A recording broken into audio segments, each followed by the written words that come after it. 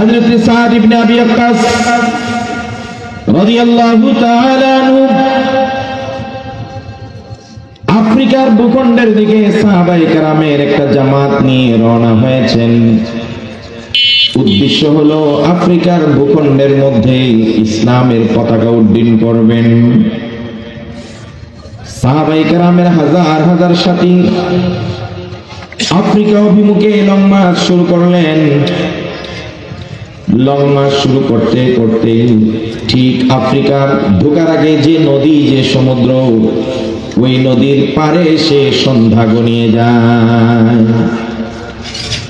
সন্ধ্যার সময় হযরত সাদ ইবনে আবি ওয়াক্কাস ওই জামাতের লিডার ছিলেন, আমির ছিলেন।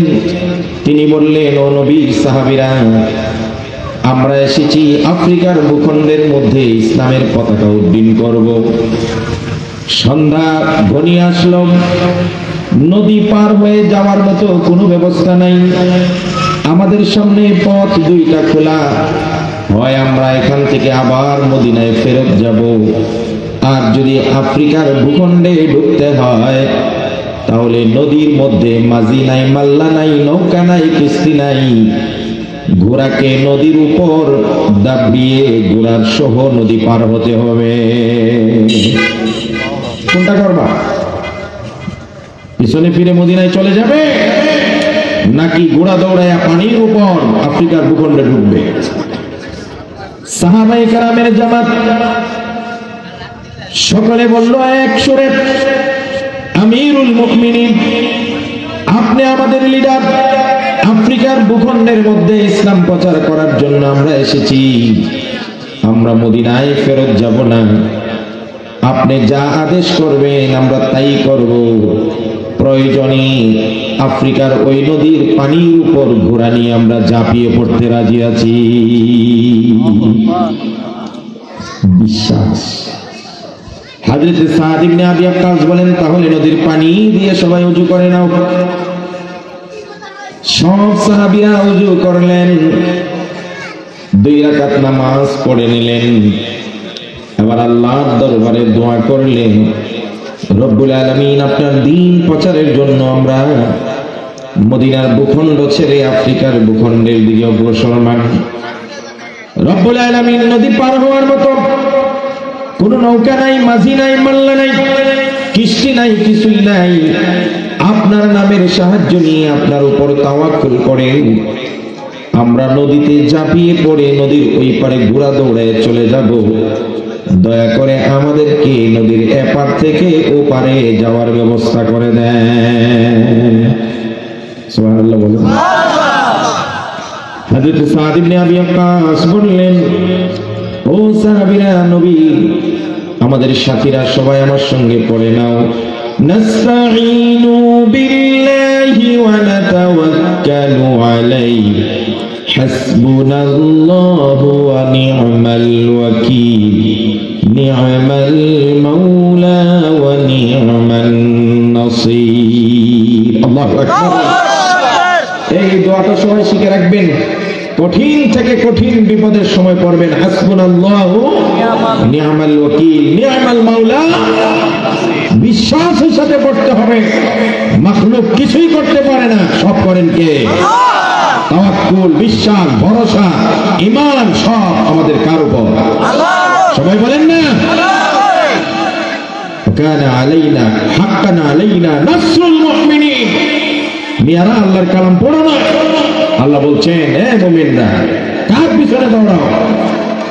আমি আল্লাহ নিজের স্তম্ভে, নিজের কাঁধে আমি আল্লাহ দায়িত্ব নিয়েছি মুমিনদেরকে সাহায্য করা। আল্লাহ দায়িত্ব নিয়েছেন। আল্লাহ দায়িত্ব নিলে আরো কারো লাগে?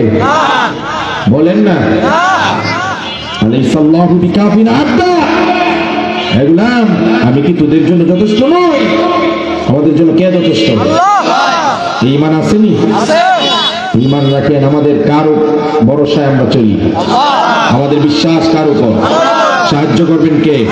আমাদের বন্ধুকে, আমাদের অভিভাবককে। আল্লাহু ওয়ালিয়ুল্লাযীনা আমানু ইখরিজুহুম মিনাজ-যুলুমাতি ইলান-নূর। রব্বুল আলামিন বলেন, আমি মুমিনদের ওলি, মুমিনদের অভিভাবক, মুমিনদের বন্ধু। আমি মুমিনদেরকে অন্ধকার গোমরাহি নিমজ্জিত পথ থেকে হেদায়েতের আলোর পথে আমি বের করে নিয়ে আসি। যদি বিশ্বাস নিয়ে পড়েন যে হাসবুনাল্লাহ, এই যে আমার ভাই মুফতি আব্দুল হান্নান আল মাদানী অত্যন্ত স্নেহের বয়ান, খুব ভালো বয়ান করে বলছেন না আল্লাহু আকবার ধ্বনির কথা। আমাদের তো এই বিশ্বাস নাই। নবীজি এক যুদ্ধ থেকে ফেরার পথে গাছতলায় হেলান দিছে, চোখ লেগে গেছে, তরবারিটা গাছের ডালে ঝুলায় রাখছে। এই সুযোগে এক কাফের, এক বেঈমান নবীর ওই তরবারি হাতে নিয়ে নবীর মাথার উপর ধরছে, ধরে বলছেন, ইয়া মুহাম্মদ মান ইয়াসিমুকা মিন্নি, এই মুহূর্তে তোমাকে আমার হাত থেকে কে বাঁচাবে? আপনারা কি বলেন, কে বাঁচাবে? আরো জোরে কর না, আরো জোরে কর। আল্লাহ নবী সাল্লাল্লাহু আলাইহি সাল্লাম একেবারে আল্লাহর উপর তাওয়াক্কুল করে বলছেন, হে বেঈমান, আমার মাথার উপর তরবারি ধারণ করে বলেছো তোমার হাত থেকে আমাকে কে বাঁচাবে? আমি বলছি, ঘোষণা দিচ্ছি, শরীরের সমস্ত শক্তি পুঞ্জীবিত করে ঈমানের বলে বলিয়ান হয়ে নবীজি বললেন, আল্লাহু ইয়াসিমুনি মিনকা, আল্লাহই তোমার হাত থেকে আমাকে বাঁচাবে। এই কথা বলার সাথে সাথে বেঈমানের হাত থেকে থরথর করে কেঁপে হাত থেকে তরবারি পড়ে যায়। সুতরাং মুসলমান যদি আল্লাহর উপর বিশ্বাস থাকে, আল্লাহর উপর ঈমান নিয়ে তাকবীর ধ্বনি দিবেন, শয়তান, বেঈমান, নাস্তিক সব পালিয়ে যাবে। কথা বলে ঠিক কি না? এটা আমাদের ঈমান ছিল, এই ঈমান নাই তো। ঈমান হলো মাখলুকের উপর, অমুকে না দিলে খাবো কি, অমুকে না দিলে চলবো কেমনে, অমুকরে দেয় কে? কথা বলেন না, আরে অমুকরে দেয় কে? মানুষ বলে না, খাজা মেরা মতলব পুরা কা, এ খাজা আমার মতলব পুরা করে দে। তো খাজার মতলব পুরা করে কে? কথা বলেন না। মরহুম আল্লামা সাইদি সাহেবের এক বয়ানের টুকরা শুনেছিলাম। দিল্লি শাহী রাস্তার মধ্যে সারা জীবন অনেক ভিক্ষুক খালি ভিক্ষা করে, এর জীবন আর পাল্টে না, খালি ভিক্ষাই করে। একজনে বুদ্ধি দিছে, বেটা তুই আর কতকাল এখানে ভিক্ষা করবি, 4 আনা 10 পয়সা 5 পয়সা করে, এক কাজ কর, বাদশার কাছে যা, বাদশার কাছে গিয়ে বাদশা যদি এক মুঠ করে দেয়া দেয় তো তোর জীবন ধন্য। ও আচ্ছা, যাইতে চায় না, অনেকটা জোর করে পাঠাইছে। চুপি চুপি চুপি চুপি যেভাবে হোক গেছে, পিছনের দিক দিয়ে শুনে ভিতরে রাস্তা মানে বিল্ডিং এর ভিতরে বাদশা যায় নামাজে বসে, মুসলিম শাসক ছিল, আল্লাহর কাছে চাইতেছে, আয় আল্লাহ আমি ফকির, আমার কিছুই নাই, আমার কোনো ক্ষমতা নাই, রব্বুল আলামিন আপনি যদি আমাকে কিছু না দেন তাহলে আমি শেষ। ফকির এই কথা শোনার পরে বলে, আরে আমারে কার কাছে পাঠাইছো? সেটি আমার চেয়ে আরো গরিব, আমার চেয়ে আরো ভিক্ষুক, এ তো নিজে আরেকজনের কাছে চায়। তো ফকির সিদ্ধান্ত নিয়েছে, যেই ফকির যেই বাদশা আরেকজনের কাছে চায়, তো আমি বাদশার কাছে যাব কেন? আমি ওই আল্লাহর কাছ থেকেই নিব, যে আল্লাহর কাছ থেকে বাদশা নিয়ে আসছে। কথা বলে ঠিক কি? কার কাছে দৌড়া? 2 টাকার জন্য এই বাদশা চায় আরেকজনের, খাজা চায় আরেকজনের কাছে, আর আপনি যান খাজার কাছে। আমাদের সব চাওয়া পাওয়া এক জায়গায়, তিনি কে? হুজুর বলেন, হযরত আব্দুল্লাহ ইবনে আব্বাস রাদিয়াল্লাহু তাআলা আনহুকে রাসূলুল্লাহ বলছেন, ইয়া গোলাম ইযা সাআলতা ফাসআলিল্লাহ, বেটা যদি চাইতে হয় কার কাছে চাই? আল্লাহ। হুজুর কান যায় নামাজে বসে আল্লাহর কাছে চান। আল্লাহ ঘর আপনার, মসজিদ আপনার, পুরা করার মালিকও আপনি। কথা বলে ঠিক কি না?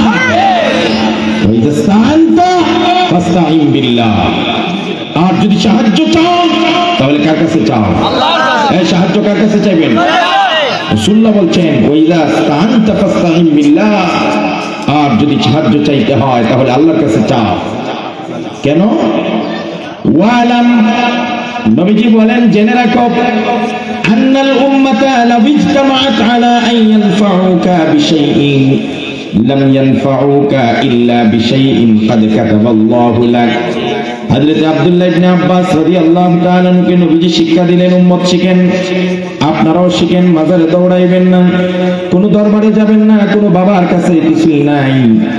নবীজি বললেন, ও গোলাম, আল্লাহ পাক যতটুকু তোমার ভাগ্যে তোমার কল্যাণ রেখেছেন, সারা দুনিয়ার মানুষ মিলে যদি তোমাকে এর চাইতে এক চুল পরিমাণ বেশি কল্যাণ করতে চায়, সম্ভব হবে? ওয়ালা ইজতামাউ আলা আন ইয়াদুররুকা বিশাইইন লাম ইয়াদুররুকা ইল্লা বিশাইইন ক্বাদ কাতাবাল্লাহু আলাইক। নবীজি বলেন, ওরে গোলাম, আর আল্লাহ তোমার ভাগ্যে যেটুকু কষ্ট লিখে রেখেছেন, ক্ষতি লিখে রেখেছেন, সারা দুনিয়ার মানুষ মিলে যদি চুল পরিমাণ বেশি ক্ষতি করতে চায়, সারা দুনিয়ার মানুষ মিলে তোমার একটা পশমেরও ক্ষতি করতে পারবে না। মুসলমান, আমি বিশ্বাসের ওয়াজ করছি, ইমানের ওয়াজ করছি। আজকে ইমানকে ঠিক করেন। বিশ্বাস যত গরমিল হবে, আমল তত নষ্ট হবে। দেখেন না, 10 তলা বিল্ডিং এর ফাউন্ডেশন যত মজবুত, বিল্ডিং তত স্টেট খারাপ থাকে, আর ফাউন্ডেশন নড়বড়ে হালকা ভূমিকম্পে শেষ। আজকে ইমানের ফাউন্ডেশন নাই, এই জন্য শিরিক করে, মাজারে দৌড়ায়, সেজদা দেয়, সন্তান চায়, মাখলুকের পিছনে ঘোরায়। আমাদের ব্যক্তিত্ব নাই, আমরা চাইবো কার কাছে, চাই কার কাছে? সুপ্রিয় ভাইয়েরা আমার, হাসবুনাল্লাহু ওয়া নি'মাল ওয়াকিল, নি'মাল মাওলা ওয়া নি'মান নাসির। এই দোয়াটা সবাই মুখস্থ করতে হবে। বলেন আমার সঙ্গে, হাসবুনাল্লাহু ওয়া নি'মাল ওয়াকিল, নি'মাল মাওলা ওয়া নি'মান নাসির। দোয়াটার অর্থ কত চমৎকার! হাসবুনাল্লাহ, আল্লাহ আমাদের জন্য যথেষ্ট, কে যথেষ্ট?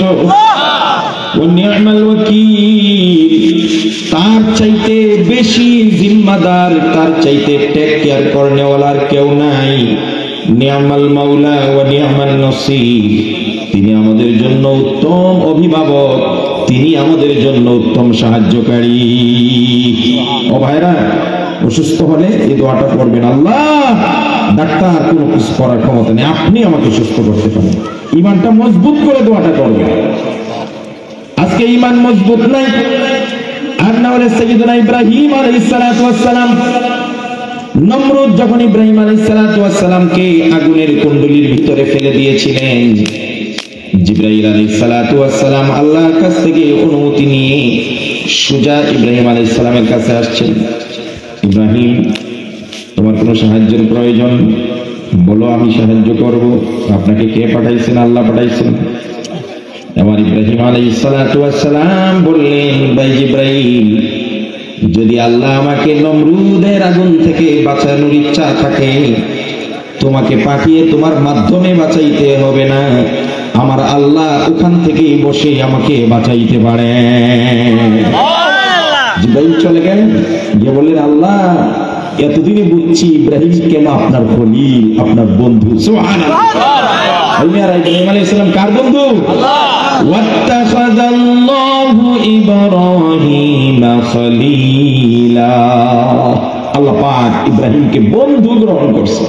সুবহানাল্লাহ, সুবহানাল্লাহ। হযরত জিবরাইল চলে যাওয়ার পরে হযরত ইব্রাহিম আলাইহিস সালাতু ওয়াস সালাম এবার ওই দোয়াটাই বললেন, যেই দোয়াটা আপনাদেরকে আমি শিখতে বলেছি। হযরত ইব্রাহিম আল্লাহর কাছে বললেন, হাসবুনাল্লাহু ওয়া নি'মাল ওয়াকিল, নি'মাল মাওলা ওয়া নি'মান নাসির। এই দোয়া পড়ার সাথে সাথে আল্লাহ রাব্বুল আলামিন আগুনকে লক্ষ্য করে আদেশ জারি করে দিলেন। আগুনকে লক্ষ্য করে আল্লাহ আদেশ জারি করলেন। আগুন কার কথা শুনে? আগুনের দাহের ক্ষমতা, পুরানো আর জ্বালানোর ক্ষমতা দিয়েছেন কে? যদি আল্লাহ পাক আগুনকে জ্বালানোর ক্ষমতা না দিতেন, আগুনের 14 গোষ্ঠী মিলে কাউকে জ্বালাইতে পারত? পানিকে ডুবানোর ক্ষমতা কে দিয়েছেন? আরো জোরে বলেন। সাথে সাথে আল্লাহ রাব্বুল আলামিন ওই সময়ের নমরুদের আগুনের কুণ্ডলীর মধ্যে যে আগুন ছিল, শুধুমাত্র ওই আগুনকে লক্ষ্য করে আল্লাহ পাক আদেশ জারি করে দিলেন, কুল্লা ইয়া নারু কুনি বারদাও ওয়া সালামান আলা ইব্রাহিম। হে আগুন, আমার ইব্রাহিমে আমার কাছে সাহায্য চেয়েছে, সুতরাং এই মুহূর্তে ইব্রাহিমের জন্য তুমি শীতাতপ নিয়ন্ত্রিত, একেবারে বেশি ঠান্ডাও নয় আর গরম তো নই, মাঝামাঝি আরামদায়ক ঠান্ডা হয়ে যাও। সুবহানাল্লাহ।